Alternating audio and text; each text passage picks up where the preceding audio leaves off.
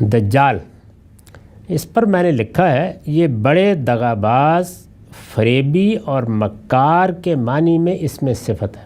یعنی پہلی جو بنیادی چیز ہے وہ یہ ہے کہ دجال کسی شخص کا نام نہیں ہے، یہ اس میں علم نہیں ہے، یعنی کوئی پراپر ناؤن نہیں ہے، کسی شخص کے نام کے طور پر یہ لفظ نہیں آیا، بلکہ یہ کیا ہے، یہ ایک ایڈجیکٹو ہے، اس میں صفت ہے۔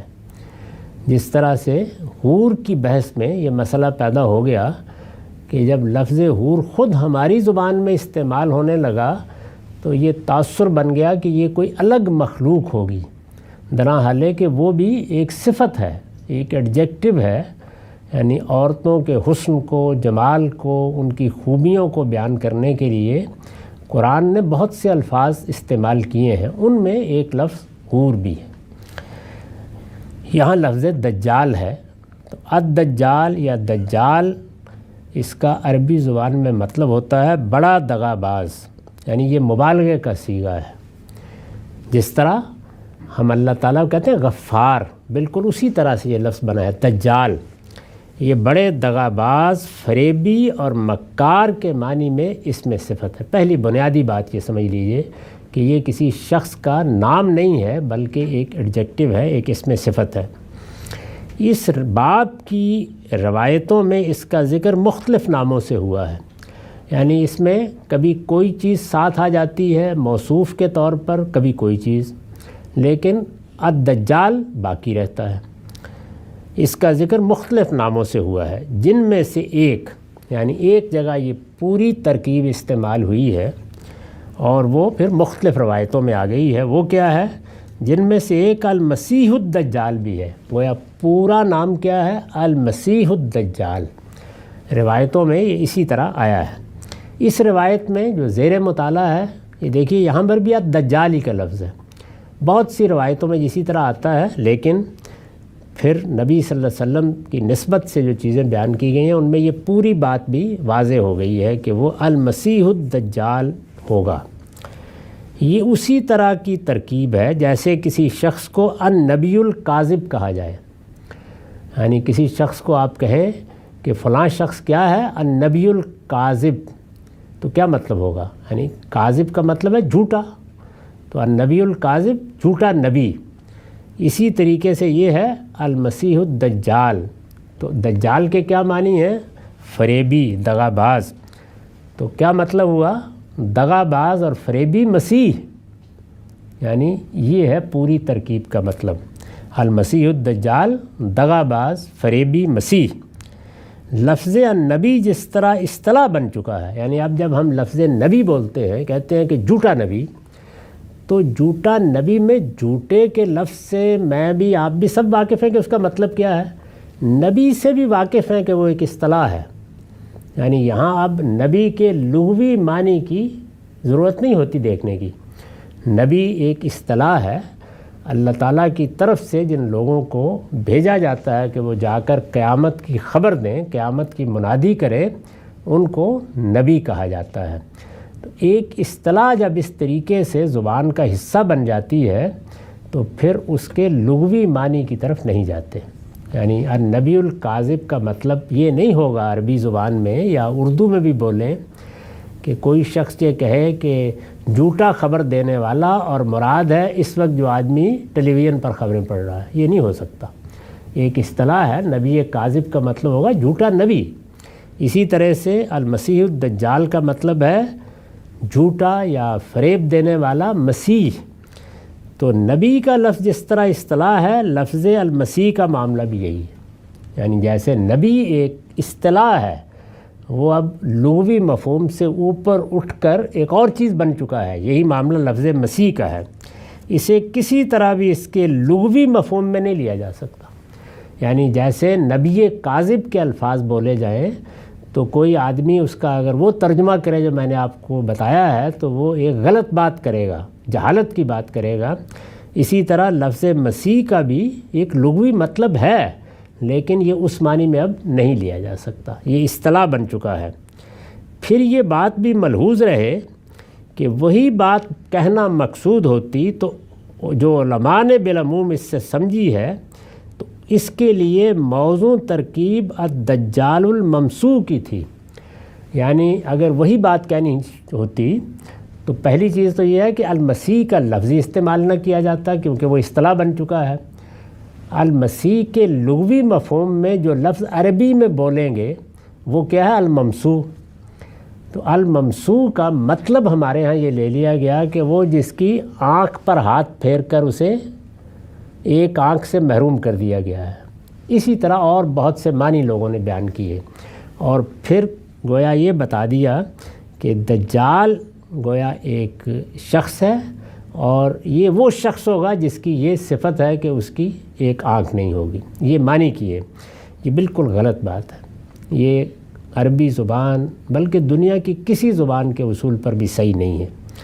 الدجال کو صفت کے مقام پر رکھ کر اس سے پہلے لفظ المسیح کا استعمال اس کے لیے کسی طرح موضوع نہیں ہے۔ تو یہ میں نے تنقید کی ہے ان لوگوں کی رائے پر جو اس طرح اس کو سمجھانے کی کوشش کرتے ہیں۔ چنانچہ لفظ المسیح پر الف لام ہمارے نزدیک عہد کا ہے، یعنی المسیح اس پہ الف لام ہے۔ رسول اللہ نے مسیح الدجال نہیں کہا، فرمایا المسیح الدجال، یہ فرمایا ہے۔ تو الف لام عہد کا ہے۔ عہد کا کیا مطلب ہے؟ جیسے میں اگر رسول اللہ صلی اللہ علیہ وسلم کا نام نہ لوں اور یہ کہوں کہ نبی کریم نے فرمایا، تو کسی مسلمان کو اس وقت یہ سمجھنے میں دقت نہیں ہوتی کہ میں کس کا ذکر کر رہا ہوں۔ عربی زبان میں جب کوئی لفظ اس طرح کی صورت اختیار کر لیتا ہے تو اس پہ ایک الف لام لاتے ہیں، اس کو عہد کا الف لام کہا جاتا ہے۔ جیسے انگریزی زبان میں آپ دی کا استعمال کرتے ہیں۔ تو جب یہ کہا جاتا ہے کہ نبی کریم، نبی صلی اللہ علیہ وسلم، تو اب ظاہر ہے کہ نبی تو حضرت موسیٰ بھی ہیں، وہ حضرت مسیح بھی ہیں، ابراہیم بھی ہیں، لیکن ہمارے عرف میں پھر نبی کریم سے یا نبی صلی اللہ علیہ وسلم سے ایک ہی شخصیت مراد ہوتی ہے۔ تو مسیح کا معاملہ بھی بالکل ایسے ہی ہے، یعنی مسیح یہودیوں کے ہاں ہر نبی مسیح تھا۔ ان کے ہاں یہ طریقہ تھا کہ جب کسی کو نبوت ملتی تھی تو پہلے جانے والا نبی، پے در پے نبی آ رہے تھے، کفینا من بعدہ بالرسل کہا ہے نا قرآن نے، ایک کے بعد دوسرا نبی۔ تو جب دوسرا نبی آ جاتا تھا تو پہلا نبی اس کے سر پر تیل کی چند بوندیں ڈال کر مسح کرتا تھا اسے، اس سے یہ لفظ بنا مسیح، یعنی گویا یہ اس کی طرف سے اعلان ہے کہ اس کا تقرر ہو گیا ہے، یہ اب اللہ کا پیغمبر ہے۔ تو سارے نبی مسیح کہلاتے تھے۔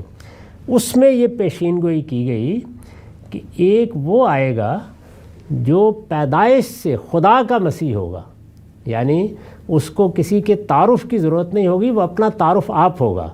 تو حضرت مسیح بن باپ کے پیدا ہوئے اور بچپن میں انہوں نے اپنے پیغمبر ہونے کا اعلان کیا، اس وجہ سے وہ المسیح کہلاتے ہیں۔ تو قرآن مجید میں یہ المسیح کا لقب ان کے لیے استعمال ہوا ہے، جس طریقے سے میں نے عرض کیا کہ اب النبی ہمارے لیے ایک شخصیت ہے جس کو ہم جانتے ہیں۔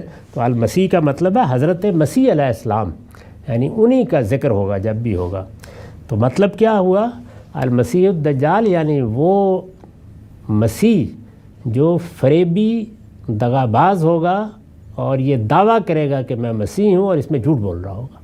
تو جیسے النبی الکاذب ایک اصطلاح ہے، اسی طرح المسیح الدجال بھی ایک تعبیر بن گئی، یعنی جھوٹا نبی۔ کیا مطلب؟ یعنی وہ شخص جو نبوت کا جھوٹا دعویٰ کرے، اور المسیح الدجال وہ شخص جو مسیح ہونے کا جھوٹا دعویٰ کرے گا۔ یہ لفظ کے معنی ہے جس کو میں نے واضح کیا۔ یہ ابھی کافی مفصل بحث ہے، اس کو اگلی نشست میں کریں گے۔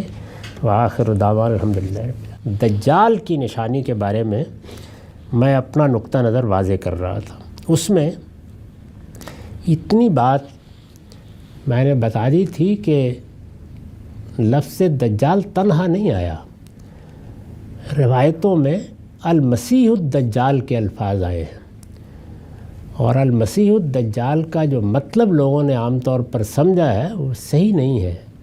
عربیت کی روح سے اس کا صحیح مفہوم یہ ہے کہ وہ شخص جو جھوٹا مسیح ہونے کا دعویٰ کرے گا، یعنی دجال کا مطلب ہے فریب دینے والا، جھوٹ بولنے والا، لوگوں کو دغا میں مبتلا کرنے والا۔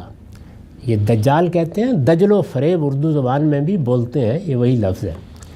تو دجال فریبی، مکار، اور المسیح یعنی وہ جو جھوٹا ہوگا، مکار ہوگا اور لوگوں سے یہ کہے گا کہ میں وہ مسیح ہوں جو آ گیا ہوں۔ یہ در حقیقت پیشین گوئی ہے رسول اللہ صلی اللہ علیہ وسلم کی، اگر آپ کی طرف اس کی نسبت صحیح ہے، اس لیے کہ روایتیں لوگوں کا بیان ہے، ان میں ہمیشہ یہی دیکھنا چاہیے کہ اگر یہ بات اللہ کے پیغمبر کی طرف لوگوں نے صحیح منسوب کی ہے تو پھر ہم اس کو سمجھنے کی کوشش کر رہے ہیں۔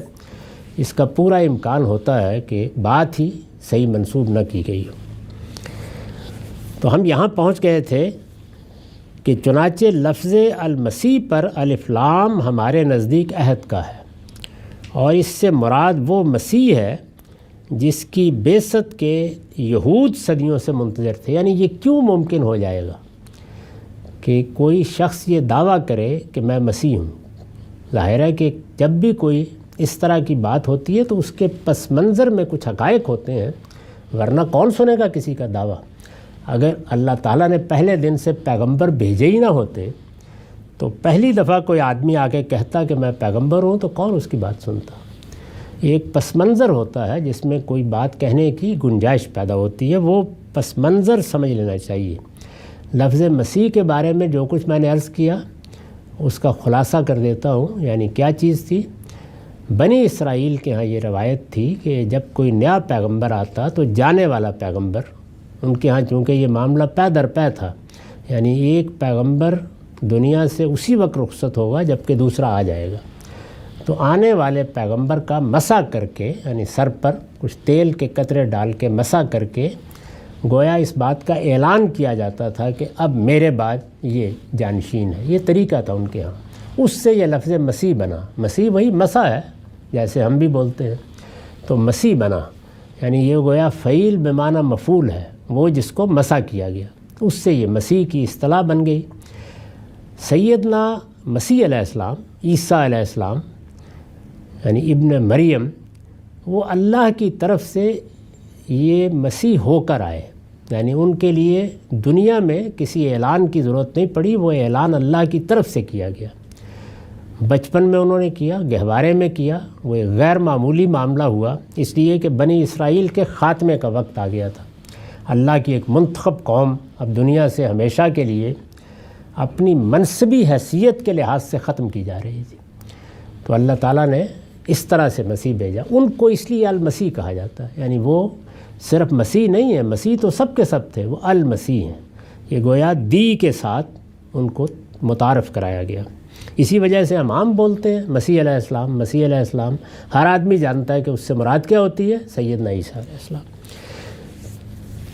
اس کا نتیجہ کیا ہوا؟ نتیجہ یہ کہ پوری بات واضح ہو گئی کہ کوئی شخص آئے گا اور وہ یہ کہے گا کہ میں وہی مسیح ہوں جس کو آنا تھا۔ سوال یہ ہے کہ مسیح تو آ چکے، تو اس لیے یہ ممکن ہوگا کہ یہود نے ان کو نہیں مانا، یعنی وہ آج بھی انتظار کر رہے ہیں۔ ان کے ہاں پیشین گوئی موجود تھی سیدنا مسیح کے آنے کی، وہ پیشین گوئی جگہ جگہ بیان ہوئی ہے، وہ انتظار کر رہے تھے، اور ان کا تصور یہ بن گیا تھا کہ جس کو المسیح کہا گیا ہے وہ جب آئے گا اللہ تعالیٰ کی طرف سے، جب اس کی بعثت ہوگی، تو اس وقت ہم جس ادبار میں پڑے ہوئے ہیں، جس زوال میں جیسے مسلمانوں کا حال ہے، تو وہ آ کے ہمیں اس سے نکالے گا اور داؤد کی سلطنت بحال کرے گا۔ یعنی یہ چیز ان کے ہاں ایک عقیدہ بن گئی تھی، اب بھی ایسے ہی، اس وقت بھی وہ یہی انتظار کر رہے ہیں کہ جیسے ہی مسیح علیہ السلام آئیں گے تو ان کی بعثت کے بعد ان کی وہ پرانی سلطنت، ان کے خوابوں کی سلطنت بحال ہو جائے گی۔ دنیا میں ان کا ایک لحاظ سے اقتدار قائم ہوگا، اور اس اقتدار کے حدود اربع کیا ہوں گے وہ ان کے ہاں طے ہیں، اس کو وہ داؤد کی سلطنت کہتے ہیں۔ یعنی ان کی تاریخی روایات کے مطابق سیدنا داؤد کے زمانے میں جو پورا علاقہ بنی اسرائیل کی سلطنت تھا، اور یہ ذہن میں رہے کہ اس میں جزیرہ نما عرب بھی شامل تھا، اس میں یہ عراق شام کے بعض علاقے بھی شامل تھے، یہ ساری سلطنت وہ کہتے ہیں کہ بحال ہو جائے گی۔ اس مسیح کا اس وقت یہود انتظار کر رہے ہیں، جیسے ہمارے ہاں بھی لوگ حضرت مسیح کا انتظار کر رہے ہیں، تو وہ اس طریقے سے ان کا انتظار کر رہے ہیں۔ مسیحی یعنی جو نصارہ ہیں، عیسائی ہیں، وہ بھی انتظار کر رہے ہیں۔ وہ اس لیے انتظار کر رہے ہیں کہ ان کے نزدیک وہ صلیب سے اتار لیے گئے اور 3 دن کے بعد زندہ ہو گئے، تو اب وہ کہتے ہیں کہ وہ پھر آئیں گے۔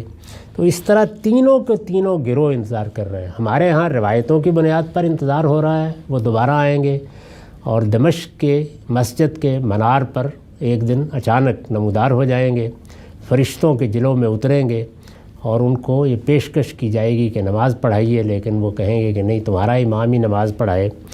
تو ہم اس طرح انتظار کر رہے ہیں، ہمارے ہاں کے مسلمان۔ یہود اس طرح انتظار کر رہے ہیں کہ وہ آیا ہی نہیں، ابھی ان کو آنا ہے۔ تو ایک لحاظ سے دیکھیں تو پورا مذہب، یعنی مذہب تو انبیاء کا یہی ہے نا، اسلام، جس کا ایک فرقہ مسیحی ہے، ایک فرقہ یہود ہے اور ایک ہم ہیں جو مسلمان کہتے ہیں اپنے آپ کو۔ تو سب کے سب انتظار کر رہے ہیں۔ یہ پس منظر ہے جس میں اگر کوئی آنے والا آ کے واقعی دعویٰ کر ڈالے کہ میں وہی ہوں جو آ گیا ہوں، تو ایک مسئلہ تو پیدا ہوتا ہے نا، دعوے کے لیے گنجائش بن گئی۔ یہ ہے پس منظر۔ چنانچہ المسیح پر الف لام ہمارے نزدیک عہد کا ہے، اور اس سے مراد وہ مسیح ہے جس کی بعثت کے یہود صدیوں سے منتظر تھے۔ اس انتظار کی وجہ ان کے نبیوں کی یہ پیشین گوئی تھی کہ ان کے پروردگار کی طرف سے ایک مسیح آنے والا ہے۔ ان کے ہاں پیشین گوئی اس صورت میں ہے، ایک مسیح آنے والا ہے جو اس ذلت سے انہیں نجات دلائے گا جس میں وہ صدیوں سے مبتلا ہے۔ ان کے لیے بھی یہ ایک بڑی پیشین گوئی ہے۔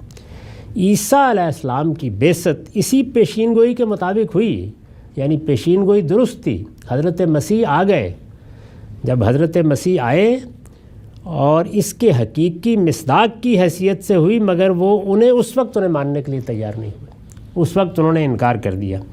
لہٰذا اب بھی ہمہ وقت چشم برا ہیں کہ ان کے اس مسیح موعود کی بعثت کسی وقت لازمن ہوگی۔ وہ آنکھیں لگائے ہوئے انتظار کر رہے ہیں۔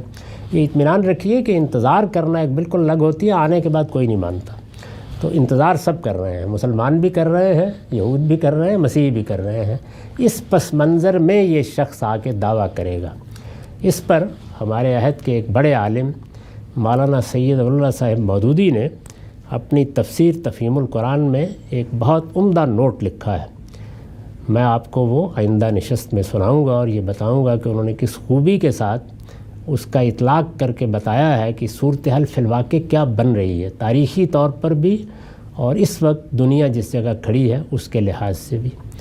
ہمارا وقت ختم ہو گیا۔ اقول قولی ھذا واستغفر اللہ لی ولکم سائر المسلمین۔ دجال کے بارے میں بحث جاری تھی، تو میں نے عرض کیا کہ اس میں ایک بڑی غلطی یہ ہے کہ لوگ یہ خیال کرتے ہیں کہ دجال نام کی کوئی الگ سے شخصیت ہے۔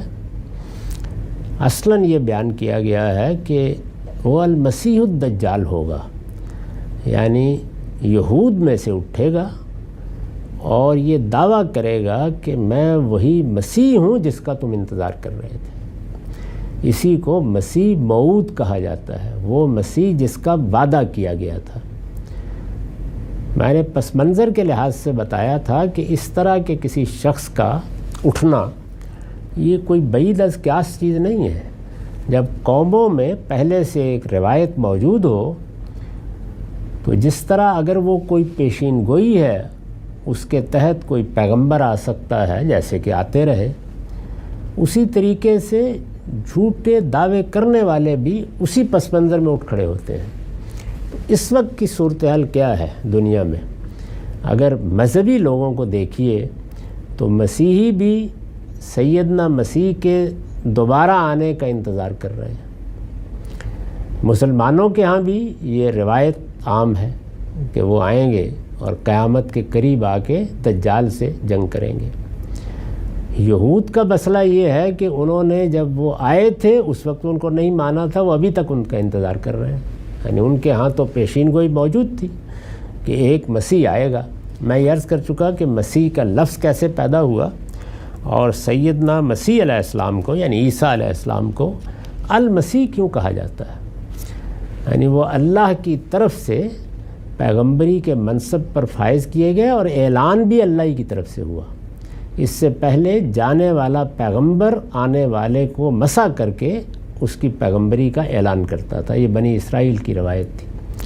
ان کا اعلان اللہ تعالیٰ کی طرف سے ہوا، انہوں نے گہوارے میں یہ اعلان کیا۔ اس موقع پر جو باتیں ایک بچے کے منہ سے نکلیں وہ قرآن نے نقل کر دی ہیں، بتا دیا ہے کہ انہوں نے کہا کہ میرے بارے میں اللہ کا فیصلہ یہ ہے، میں ان چیزوں کی گواہی دے رہا ہوں اور میں اس مقصد کے لیے آیا ہوں۔ تاہم اس سب کے باوجود ان کو نہیں مانا گیا اور یہود اب بھی اس کا انتظار کر رہے ہیں۔ میں نے عرض کیا تھا کہ اس پر ہمارے زمانے کے ایک بڑے عالم مولانا سید امان اللہ صاحب مودودی نے اپنی تفسیر تفہیم القرآن میں ایک حاشیہ لکھا ہے، اس کا متعلقہ حصہ میں پڑھ رہا ہوں، اس میں بڑی بصیرت ہے۔ وہ لکھتے ہیں، اس معاملے کی حقیقت کوئی شخص نہیں سمجھ سکتا جب تک وہ یہودیوں کی تاریخ اور ان کے مذہبی تصورات سے واقف نہ ہو۔ حضرت سلیمان علیہ السلام کی وفات کے بعد جب بنی اسرائیل پے در پے تنزل کی حالت میں مبتلا ہوتے چلے گئے، حضرت سلیمان کا دور تو ان کے عروج کا نقطہ کمال تھا۔ جس طرح ہم اپنی تاریخ پر نگاہ ڈالتے ہیں تو ہارون اور مامون کا دور عباسیوں کے عروج کا کمال ہے۔ اسی طرح سے جو حکومت بنو امیہ نے ہسپانیہ میں قائم کی، اس میں بھی عبد الرحمن کا دور بڑا غیر معمولی دور سمجھا جاتا ہے۔ عثمانیوں کے بھی مختلف حکمران ہیں جن کے ادوار کو یہی حیثیت حاصل ہے، سلیمان اعظم کا دور، مغلوں کے ہاں بھی۔ تو دنیا میں جو تاریخ ہے وہ بالکل قوموں کی بھی، حکومتوں کی بھی، اور وہ خاندان جو حکومتیں بناتے ہیں ان کی بھی یہی ہے۔ یعنی جس طریقے سے انسان اٹھتا ہے، ایک کوپل کی طرح آگے بڑھتا ہے، پھر لڑکپن کے بچپن کے مراحل سے گزر کر شباب کو پہنچ جاتا ہے، پھر آہستہ آہستہ اس میں اضمحلال آتا ہے، یہاں تک کہ بوڑھا ہو جاتا ہے۔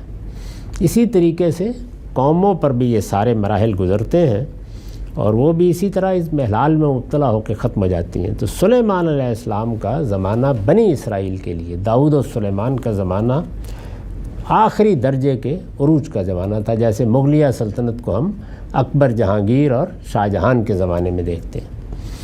حضرت سلیمان علیہ السلام کی وفات کے بعد جب بنی اسرائیل پے در پے تنزل کی حالت میں مبتلا ہوتے چلے گئے، یہاں تک کہ آخر کار بابل اور اسیریہ کی سلطنتوں نے ان کو غلام بنا کر زمین میں تتر بتر کر دیا۔ یعنی پھر وہ وقت آیا کہ جو ان کے گرد و پیش کی سلطنتیں تھیں وہ حملہ آور ہوئیں، جیسے کہ اس زمانے میں ہوتا تھا۔ اگر کوئی قوم کمزور ہو گئی تو کون چھوڑتا تھا؟ وہ آئے، انہوں نے ان کو غلام بنایا اور ان کو وہاں سے نکالا جو ان کی اپنی سرزمین تھی، جو اللہ نے ان کے لیے خاص کی تھی، اور تتر بتر کر دیا۔ تو انبیاء بنی اسرائیل نے ان کو خوشخبری دینی شروع کی۔ یعنی اس زمانے میں بھی انبیاء آئے، اسیری کے زمانے میں بھی پیغمبر آتے رہے، تو انبیاء بنی اسرائیل نے ان کو خوشخبری دینی شروع کی کہ خدا کی طرف سے ایک مسیح آنے والا ہے جو ان کو اس ذلت سے نجات دلائے گا۔ یعنی اللہ تعالیٰ ایک ایسا پیغمبر بھیجنے والا ہے جس کو وہ خود مسیح قرار دے گا، وہ آئے گا اور اس ذلت سے تمہیں نجات دلا دے گا۔ ان پیشین گوئیوں کی بنا پر یہودی ایک مسیح کی آمد کے متوقع تھے۔ یعنی انہوں نے تو صرف یہی کہا تھا، اور یہ بات بالکل قرینِ قیاس تھی کہ جب اللہ کی طرف سے ایک پیغمبر آئے گا اور تم اس کا استقبال کرو گے، اللہ تعالیٰ اس کے نتیجے میں تمہیں سرفرازی دے گا۔ اس میں یہ تو نہیں ہونا تھا کہ آسمان سے لشکر اتریں گے اور وہ آ کر تمہیں ذلت سے نکال دیں گے۔ پہلی چیز تو یہی تھی کہ اللہ کا پیغمبر آئے تو تمہارا کیا رویہ اس کے بارے میں ہوگا۔ لیکن انہوں نے جو چیزیں اس کے ساتھ وابستہ کر لیں وہ یہ تھی کہ اب یہ بادشاہ ہوگا، لڑ کر ملک فتح کرے گا۔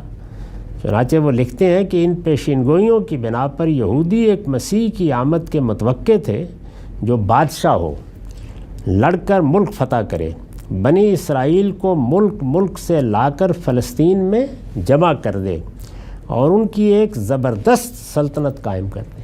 یہ ان کا خیال بن گیا اور یہ بات بیان کی جاتی تھی۔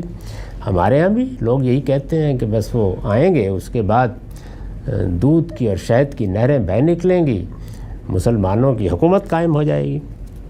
لیکن ان کی ان توقعات کے خلاف، یعنی وہ تو یہ توقع لگائے بیٹھے تھے، لیکن ان کی ان توقعات کے خلاف جب حضرت عیسیٰ ابن مریم علیہ السلام خدا کی طرف سے مسیح ہو کر آئے اور کوئی لشکر ساتھ نہ لائے، تو یہودیوں نے ان کی مسیحیت تسلیم کرنے سے انکار کر دیا اور انہیں ہلاک کرنے کے درپے ہو گئے، یعنی صلیب دینے کے درپے ہو گئے۔